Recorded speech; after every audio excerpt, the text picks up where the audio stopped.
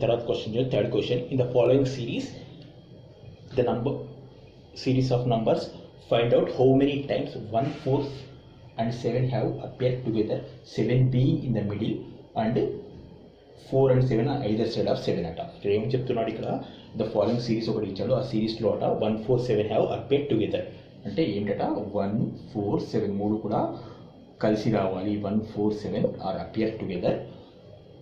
appeared together 7 is being in the middle. ఏముండాలట 7 is being in the middle and 1 and 4 are on either side అంటే 1 4 either side ఎట్లానే ఉండొచ్చు అట. ఇట్లా ఉండొచ్చు, లేకపోతే 7 ఇటువైపు ఉండేసి 4 ఇటువైపు 1 ఇటువైపు ఇట్లయినా ఉండొచ్చు.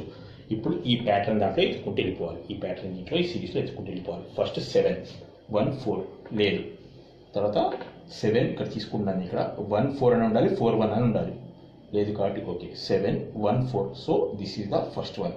తర్వాత 7 తీసుకున్నాను 1 4, 7కు బిఫోర్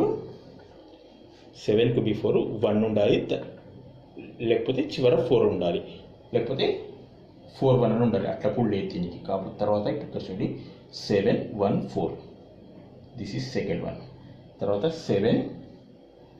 7కు బిఫోర్ 1 4 ఇక్కడ లేదు, తర్వాత 7 1 4 ఎన్ని వచ్చాయండి ఇక్కడ మనకు 3 టైమ్స్ వచ్చాయి. ఎన్ని టైమ్స్ వచ్చాయి 3 టైమ్స్ వచ్చాయి.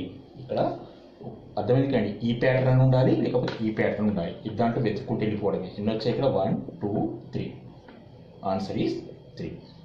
ఇక్కడ ఏంటంటే ప్యాటర్న్ ప్రిపేర్ చేసుకోవడం ఇంపార్టెంట్, మిగతా అంతా కూడా దాని తగ్గితే వచ్చేస్తుంది.